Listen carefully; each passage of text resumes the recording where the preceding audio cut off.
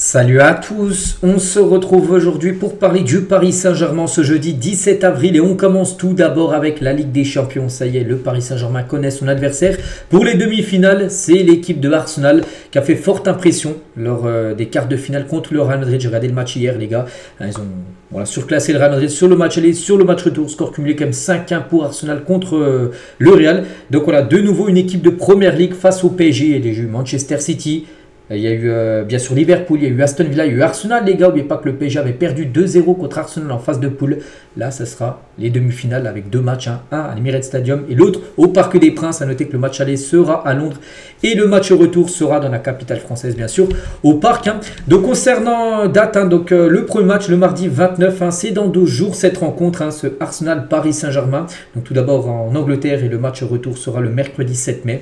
Voilà pour ce retour bien sûr au Parc. Comme la saison dernière où le PSG avait atteint bien sûr les demi-finales, le match retour sera au Parc. Notez que la saison dernière, en espérant que ça soit mieux, n'oubliez pas qu'il y a eu 2 défaites contre Dortmund lors des 2 demi-finales. Mais voilà, de nouveau le PSG accède aux demi-finales et ça c'est quand même exceptionnel. Donc voici les 4 demi-finalistes. Donc ça sera une équipe peut-être qui n'a jamais remporté la LDC. N'oubliez pas que PSG et Arsenal, les deux n'ont jamais remporté la LDC, donc une ira en finale. Et l'autre demi, ça sera entre le Barça et l'Inter Milan. Donc Barça, ça fait 10 ans qu'ils n'ont pas gagné la Ligue des Champions en 2015. Et l'Inter, c'était en 2010, donc il y a 15 ans. Voilà, donc ça ne sera pas une équipe, par exemple, qui gagne souvent comme le Real, comme par exemple Chelsea, qui l'a remporté aussi quelques fois ces dernières années, ou même Liverpool, ou même Manchester City. Ça sera un nouveau champion d'Europe. Espérons que ça soit l'écusson tout à droite, là, bien évidemment. L'écusson du PSG. Et le classement du nouveau format de la LDC a presque été respecté. On sait que le Paris Saint-Germain a galéré en phase de poule. Le PSG a dû continuer en Ligue des Champions en passant par les barrages, ce qui n'a pas été fait par le Barça, Arsenal et Inter. Parce que le Barça a fini deuxième, vous savez, de la poule de, je sais plus, il y avait 32 ou 36 équipes, je crois, 36, bref. Barça avait fini deuxième, donc ils sont en demi. Arsenal, troisième, ils sont en demi. L'Inter a fini 4e de cette poule de 36, ils sont en demi. C'est Liverpool qui avait fini premier, mais ils ont été éliminés par le PSG. Paris avait fini quand même 15e, donc très loin, mais Paris est en demi-finale, bien sûr, de cette compétition. Donc le PSG, le seul club hors top 8 en demi-finale de cette compétition. Et à noter que le PSG, comme fort, ce que vient de réaliser Paris, est le seul club survivant des demi-finales l'an dernier. Les demi-finales, il y avait ça. Les écussons, enfin les équipes, il y a le Real qui a été éliminé hier, il y a le Bayern qui a été éliminé hier et Dortmund qui a été éliminé également sur les quarts de finale. Il y a seulement Paris qui a réussi à se qualifier de nouveau en demi-finale. Les 3 autres équipes ont échoué cette saison en quart de finale. Concernant les 4 équipes, donc là on sait, les 4 demi-finalistes, donc les probabilités de chance de remporter la Ligue des Champions et l'équipe qui a le plus de chances, c'est l'adversaire du Paris Saint-Germain, c'est Arsenal. Arsenal a actuellement 28,7% de chances de gagner la Ligue des Champions devant l'Inter Milan qui a 25,5% de chance. Ensuite c'est le PSG 24% et après le Barça 21,8%. Après c'est seulement des pourcentages bien évidemment. Voilà, la vérité, vous savez, se passe sur le terrain. Il y a encore quelques jours, c'était le Barça qui était favori. Maintenant, c'est eux qui sont le moins favoris, le Barça. Bon, voilà, après, le PSG à 24%. Maintenant, de toute façon, t'es en demi. Il ne faut plus penser au pourcent. Enfin, tu n'as pas à penser au pourcentage. Maintenant, tu penses à bien jouer et essayer d'éliminer, bien sûr, de nouveau une autre équipe. Mikel Arteta, ancien joueur parisien, coach de Arsenal, futur adversaire du PSG. Je suis heureux de revenir au Parc. Oui, ça sera spécial pour moi. J'ai joué là-bas, j'ai aimé. C'était mes débuts en tant que pro. Je pense que le PSG est l'équipe la plus en forme. Donc, ça sera très difficile. Ça sera un moment spécial face au PSG. Il faut profiter d'abord. C'est incroyable. Je suis un grand fan de Luis Enrique depuis des années. C'est un entraîneur incroyable. Et ce qu'il a construit avec cette équipe est spécial. Cette régularité, cette façon de jouer, ça sera difficile bien sûr pour nous, mais aussi pour le PSG. Parce que je ne cache pas, j'ai regardé le match hier d'Arsenal. Vraiment, ils m'ont impressionné. Vraiment, Arsenal, les gars, c'est très fort déjà défensivement. Pourtant, il leur manque Gabriel. Vraiment, le titulaire, normalement, qui est tout le temps là, il est blessé. Voilà, bon, on va pas dire que c'est une bonne nouvelle parce qu'il est blessé, parce qu'on souhaite des blessures à personne, mais c'est quand même un coup dur, on va dire, pour Arsenal. Malgré qu'il ne soit pas là, ils ont quand même une grosse défense. Ils ont des joueurs, un très gros milieu de terrain, une bonne attaque. Ils ont tout, quand même, cette équipe d'Arsenal.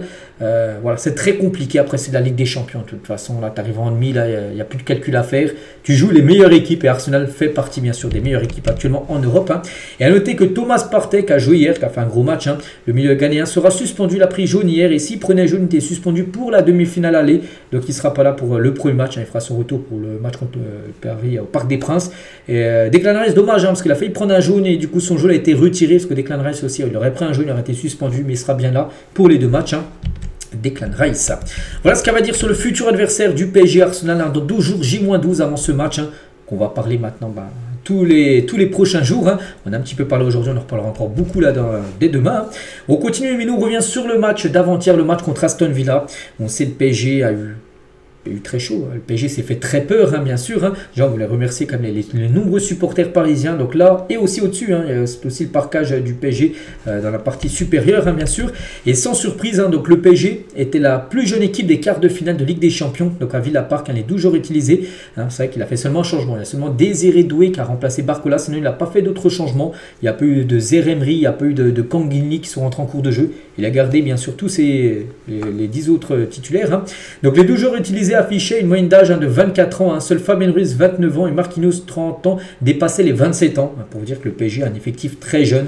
C'était bien évidemment l'équipe la plus jeune, moyenne d'âge la plus jeune de toutes les équipes qui ont joué lors des quarts de finale. Il y a noté toujours sur ce match de Trafo contre Aston Villa.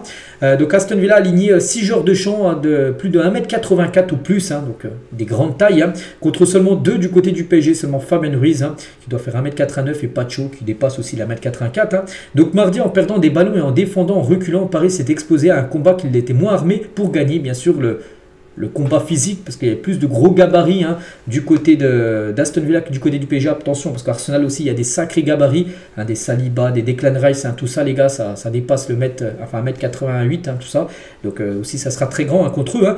Donc, bon, bref. C'est pas que les joueurs sont plus grands qui gagnent absolument, bien sûr. Donc la taille n'est pas un problème quand on maîtrise le ballon, bien sûr. Et c'est ce défaut de maîtrise qui aurait pu faire plus mal, bien sûr, encore au PSG. Mais bien sûr, c'est un fait. Enfin, c'est quelque chose à prendre en compte, bien évidemment, le gabarit des autres équipes. Parce qu'Arsenal, futur adversaire, donc il y aura des sacrés gabarits là-bas. Toujours sur le match contre Aston Villa, Luis Enrique le dit, on n'a jamais été autant dominé cette saison que face à cette équipe, bien sûr, d'Aston Villa qui a beaucoup mis en difficulté. On sait, le PSG, surtout en seconde mi-temps, quand il y a la tempête, les 2 buts pris.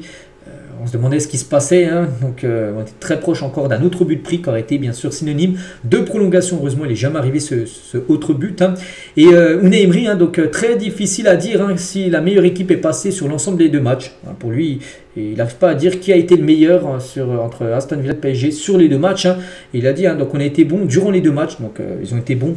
Le deuxième match, le premier match, les gars, j'arrive pas à savoir où ils ont été bons. Aston Villa, ils ont bien défendu parce qu'ils ont mis le bus, voilà. Mais sinon, ils ont pratiquement rien montré. Bon, ils ont beaucoup plus montré de toute façon lors du deuxième match, avant-hier, parce qu'ils n'avaient pas le choix. Ils devaient revenir, où il y avait bien sûr pour eux la tempête, tout ça, où ils avaient pas mal de grosses occasions. Donc là, c'était parfait pour eux. Mais sinon, dans le jeu, ils n'ont pas non plus été extraordinaires. Surtout ce premier match, on les a pas vus. Donc quand il dit qu'ils ont été bons sur les 2 matchs, je suis pas d'accord. Bon, bref, on a des occasions pour que la rencontre soit différente. Je suis fier du travail et du rendu. Et en même temps, j'ai la sensation qu'on aurait pu faire plus. Voilà ce qu'il a pu dire Unai Emery. Mais bon, voilà, donc maintenant il souhaite bonne chance au PSG. Donc les Parisiens jouent d'une manière fantastique. Maintenant, ils sont favoris, c'est ce qu'il dit. Bon, après, pour moi, le PSG, je ne mets pas le PSG grand favori de la Ligue des Champions. Je mets outsider. C'est mieux de mettre Paris dans ce rôle-là. Donc ils sont qualifiés pour les demi-finales et ils jouent à ce niveau-là. Donc ils sont clairement des prétendants au titre, bien sûr, comme les 3 autres équipes. De toute façon, quand tu arrives en demi, tu as un prétendant au titre. Il ne reste plus que maintenant 4 équipes. Donc oui, là, tu es encore plus proche de remporter la LDC. Mais voilà, comme je le répète, je pense plutôt Paris en mode outsider, bien sûr, pour cette fin de saison de LDC. Kvaratskhelia qui a fait l'éloge de Donnarumma, qui a fait un gros match, Donnarumma. Comme toujours, John Luigi a été excellent, je ne sais pas quoi dire. C'est un grand gardien, aussi une personne extraordinaire en dehors du terrain. Voilà, les beaux mots de Kvaratskhelia sur Donnarumma. On va parler de Dembélé, figure parmi les joueurs nominés pour être élu joueur de la semaine. Bon, on ne pense pas que ça sera Dembélé, on pense plutôt à Guirassy qui a marqué un triplé contre le Barça, mais voilà, Dembélé, vu qu'il a remporté le prix d'homme du match, il fait partie des 4 joueurs nominés pour ce prix. La rencontre anglaise aussi a laissé des traces, et si la qualification est là, l'heure n'est clairement pas la fête. C'est que le PSG, les gars, c'était pas non plus la fête énorme dans le vestiaire, ils ont été contents, ils sont tapés dans la main, tout ça. Il y a un peu de joie, mais il n'y a rien de gagné, les gars. C'est seulement une qualification en demi. Donc accueillis déjà par une poignée de supporters à leur retour à Paris dans la nuit. Les joueurs du PSG n'avaient pas le cœur à célébrer leur qualification. Ils n'ont pas chanté avec les supporters, tout ça. C'est une qualif et le chemin encore très long pour le titre, bien sûr, de la LDC. Donc un peu plus loin, donc Désiré Doué tente lui aussi d'exprimer sa joie, mais très vite le Français se heurte au visage fermé de ses coéquipiers. Qui sont restés très concentrés quand ils sont arrivés et sont revenus en avion, bien sûr, à Paris. Donc très affectés par la performance collective, Dembélé faisait partie des joueurs les plus marqués. On s'est rendu la tâche difficile tout seul. Pas de cris, pas de joie, ni d'éclat de rire dans le vestiaire. Les Parisiens sont restés très sombres parce que j'ai eu une défaite. Une défaite Bon, ils étaient quand même contents, ils ont quand même parlé, les gars, ils n'étaient pas enfin, ils n'avaient pas une mine d'enterrement, mais bon, ils ont quand même perdu, ils savent qu'ils sont passés proches quand même d'une prolongation qui aurait pu être peut-être une élimination par la suite, parce qu'ils savent qu'ils n'ont pas fait une deuxième mi-temps. Donc dans le vestiaire, même ambiance, pas de cris, ni de joie, ni d'éclat de rire, juste un silence pesant, brisé de temps en autre par quelques appels vidéo passés aux familles. Donc c'est bizarre de se qualifier de ne pas être content, la changeur assez proche dans la soirée. Donc ce n'était ni le moment des discours, ni celui des analyses. Luis Enrique et son staff le feront jeudi. Voilà, aujourd'hui, lors de la reprise de l'entraînement, parce que c'est un jour off, donc reprise aujourd'hui à 17h, tout à l'heure à l'entraînement, après une journée de repos accordée avant même la qualification acquise. Donc dans le bus, même scénario, loin d'une quelconque célébration, mais tous voulaient croire que cette frustration pourra servir de signal d'alarme pour les dernières échéances, bien sûr, à venir, parce que oui, le Paris Saint-Germain s'est qualifié, mais dans la douleur, en plus avec une défaite, donc c'est pour ça que voilà, c'est pour ça que ça a été enfin, il n'y avait pas de joie énorme, on va dire, dans le vestiaire. À la fin, normalement, tu te qualifies en demi-finale, tout le monde est content, donc là, c'était vraiment très très silencieux dans le vestiaire parisien.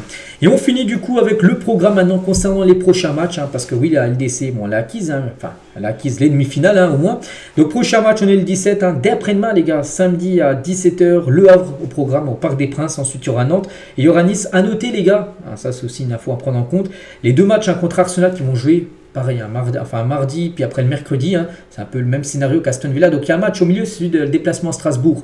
Pour l'instant, j'ai pas vu d'infos, mais je pense que le PSG va faire la demande à l'LFP pour décaler le match de Strasbourg à une date ultérieure pour préparer en gros les deux matchs contre Arsenal, qui n'est pas de match entre, comme ça a été le cas avec Nantes qui a été décalé. Je pense que le PSG va faire la demande qu'ils avaient faite à l'LFP qui a été acceptée il y a quelques semaines. Donc voilà les gars ce qu'il y avait à dire aujourd'hui. J'espère que ça vous a plu. Donc on se retrouve nous demain bien sûr. On commencera à parler du match bien sûr contre le Havre. On continuera à parler bien sûr. On sera demain à J-11 du premier match contre Arsenal. Allez, bonne journée à vous et à demain.